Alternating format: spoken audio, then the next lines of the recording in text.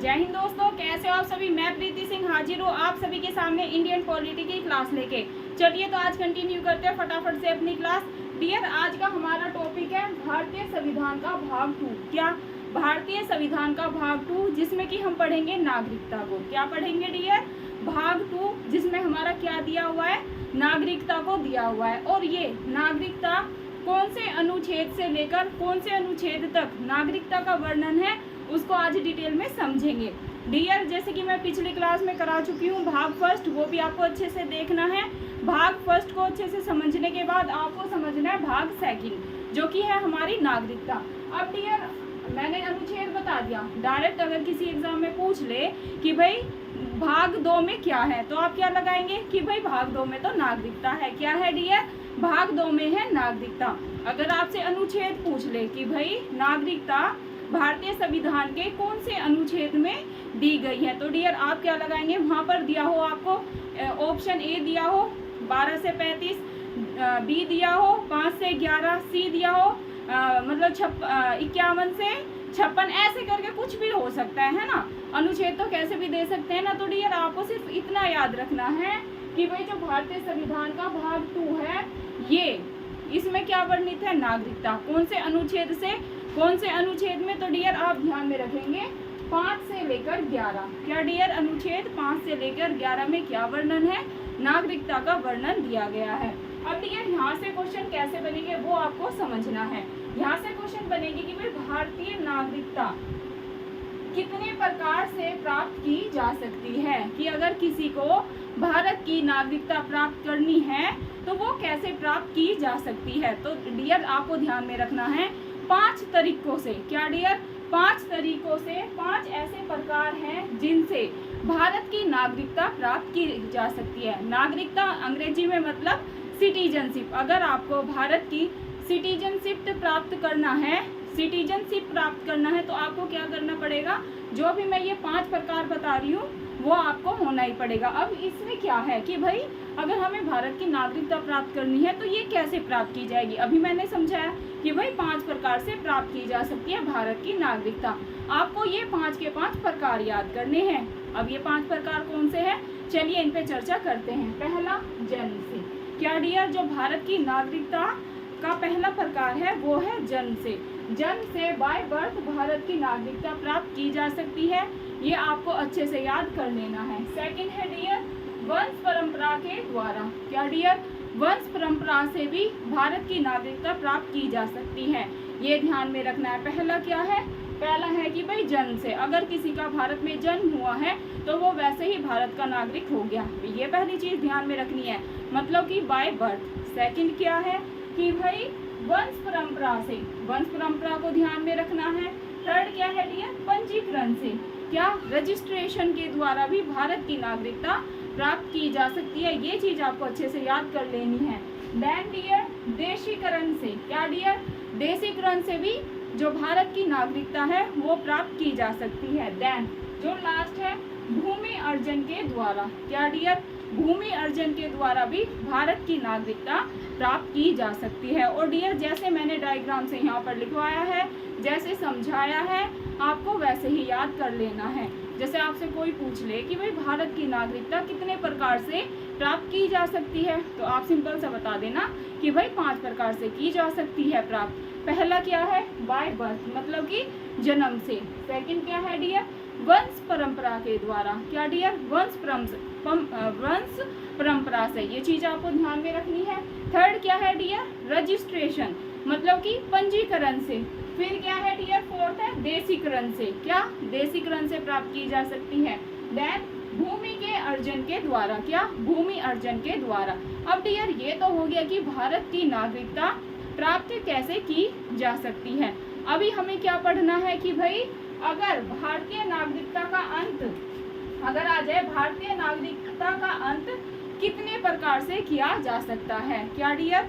भारतीय नागरिकता का अंत कितने प्रकार से किया जा सकता है। तो डियर आपको याद रखना है कि भारतीय नागरिकता का जो अंत है वो 3 प्रकार से किया जा सकता है। क्या डियर? भारतीय नागरिकता का अंत कितने प्रकार से? तीन प्रकार से किया जा सकता है। अब ये तीन प्रकार कौन कौन से हैं ये आपको अच्छे से समझना है। पहला है डियर, किसी अन्य देश की नागरिकता ग्रहण करने से। क्या डियर, पहला काफी महत्वपूर्ण है।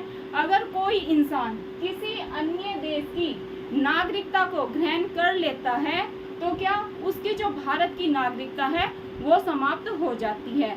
क्या ध्यान में रखना है डियर, अगेन रिपीट कर रही हूँ क्योंकि यहाँ से एग्जाम में क्वेश्चन बनता ही बनता है। ना सिर्फ स्टेट लेवल पीसीएस बल्कि जो भी एसएससी सीजीएल सीपीओ के एग्जाम होते हैं, दिल्ली पुलिस के एग्जाम होते हैं डियर, वहाँ पे भी यहाँ से क्वेश्चन बनता ही बनता है। तो अगर पूछ ले कि भाई भारतीय नागरिकता का अंत कितने प्रकार से होता है तो वो तो समझा दिया, तीन प्रकार से। पहला क्या है कि किसी अन्य देश की नागरिकता ग्रहण करने से। अगर कोई व्यक्ति किसी अन्य देश की नागरिकता को ग्रहण कर लेता है, जैसे मैं हूँ, अगर मैंने यूएसए की नागरिकता को ग्रहण कर लिया या इंग्लैंड की नागरिकता को ग्रहण कर लिया तो हमारी जो भारत की नागरिकता है ना, जो हमारी भारत की सिटीजनशिप है डियर, वो समाप्त हो जाएगी। ये चीज आपको अच्छे से माइंड में बैठा देना है। सेकंड क्या है डियर, सेकंड है नागरिकता त्यागने पर। क्या डियर, नागरिकता को त्यागने पर।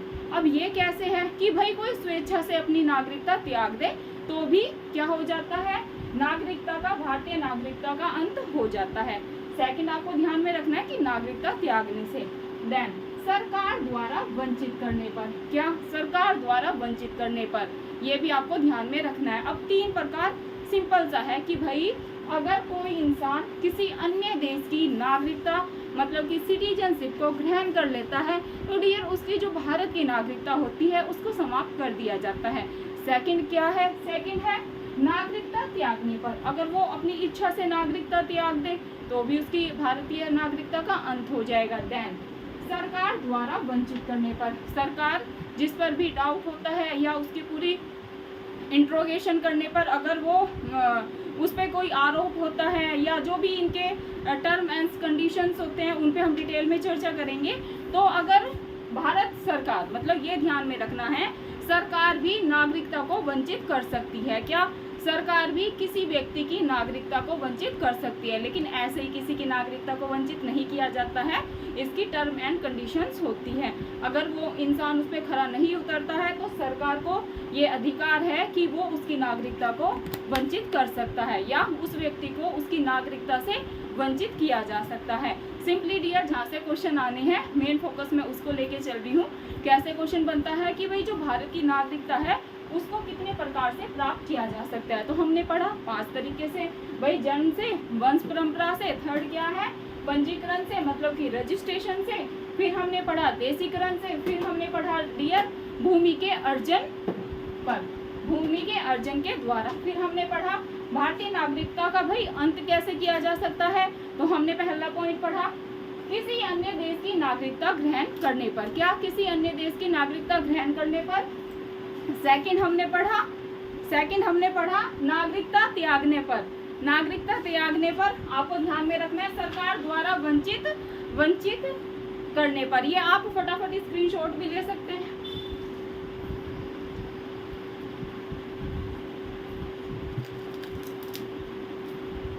फटाफट कुछ बच्चे कहते हैं कि मैम थोड़ा साइड हो जाए करें, हमें स्क्रीनशॉट लेना है, लेकिन डियर स्क्रीनशॉट लेने की कोई ज़रूरत नहीं है क्योंकि पूरा स्क्रीनशॉट तो लिया नहीं जाएगा, नीचे के पॉइंट रह जाएंगे, दिखाई नहीं देता ना, तो इसकी आप दिक्कत ना उठाएं। क्लास के बाद आपको पीडीएफ मिल जाती है, जैसे मैंने चंद्रयान 3 कराया था तो उसकी पीडीएफ भी डाल दी है। तो जो भी मैं लिखवाती हूँ उसको मैं सेल्फ नोट करती हूँ, मतलब कि अपने नोट्स तैयार करती हूँ, वही चीज़ यहाँ पर लिखते हैं, कुछ और पॉइंट उसमें मिलते हैं तो अपने नोट्स में मैं ऐड कर देती हूँ, फिर मैं उसका क्या करती हूँ पीडीएफ आपको दे देती हूँ, तो आप वहाँ से भी रिवीजन कर सकते हैं। ऐसे स्क्रीनशॉट लेने की आपको कोई ज़रूरत नहीं है। चलिए आपका अब ये क्लियर हो गया होगा। अब यार हम पढ़ते हैं कि भाई जो हमने पढ़ा कि भाई भाग 2 में हमें पता चल गया नागरिकता है, हमें ये भी पता चल गया कि भाई नागरिकता कौन से अनुच्छेद में दी गई है, 5 से 11 में दी गई है।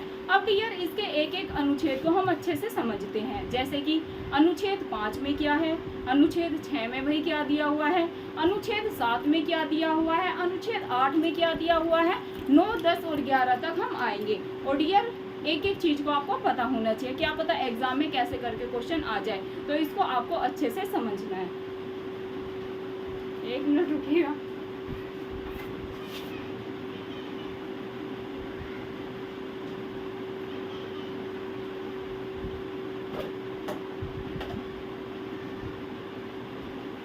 चलिए डियर, तो अब हम फटाफट से अनुच्छेद को भी कर लेते हैं। अनुच्छेद पहले 5 को पढ़ते हैं, ठीक है। अनुच्छेद 5 में क्या है डियर? संविधान के प्रारंभ पर नागरिकता।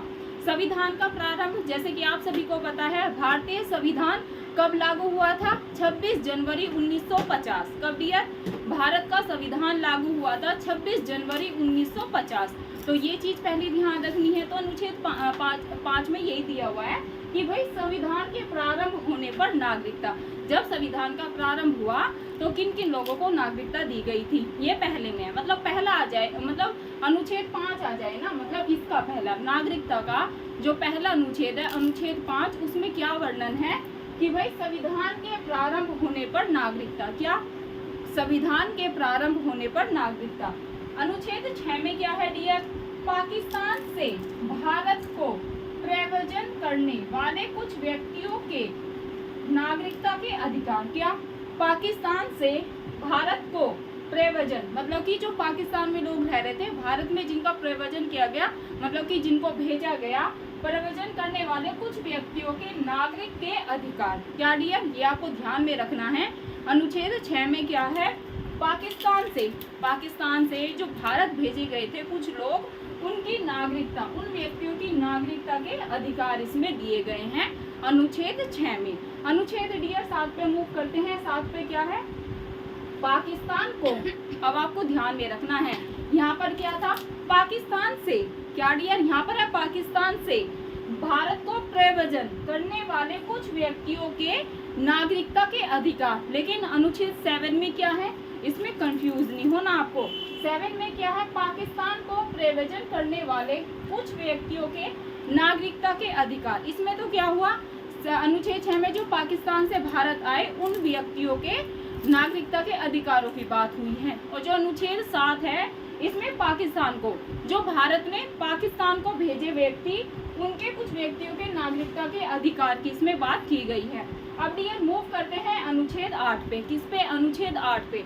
अनुच्छेद 8 में है डियर, भारत के बाहर, जो भारत के बाहर रहने वाले भारतीय उद्भव के कुछ व्यक्तियों के नागरिकता के अधिकार। जो भारत के बाहर लोग रहते हैं कुछ, जैसे कोई यूएसए में रहता है, कोई इंग्लैंड में रहता है, कोई फ्रांस में रहता है, कोई आयरलैंड में रहता है, कोई ऑस्ट्रेलिया में रहता है, तो आपको ऐसे करके समझना है, भारत के बाहर रहने वाले भारतीय उद्भव के कुछ व्यक्तियों के नागरिकता के अधिकार इसमें शामिल है।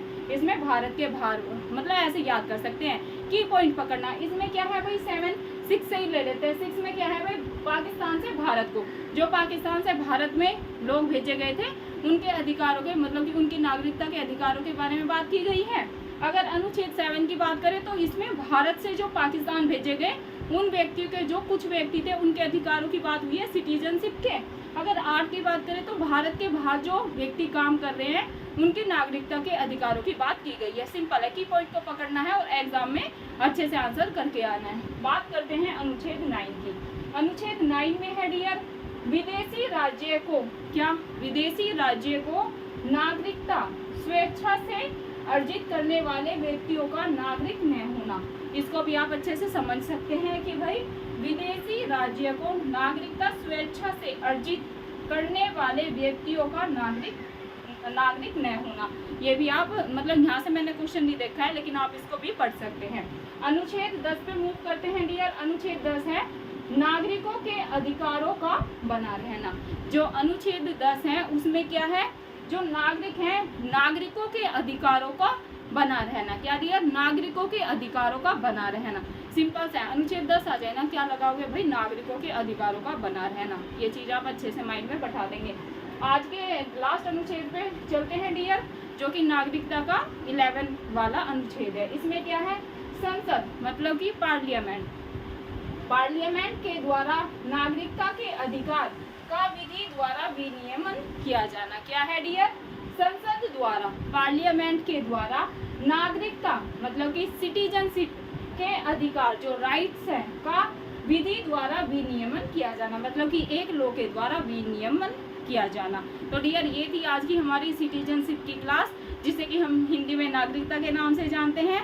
हमने इसका भाग भी पढ़ लिया। भाग 2 में नागरिकता का वर्णन है, अनुच्छेद कहाँ से लेकर कहाँ तक, 5 से लेकर 11 तक। तो डियर आपको फीडबैक जरूर देना है, क्लास कैसी लगी कल की।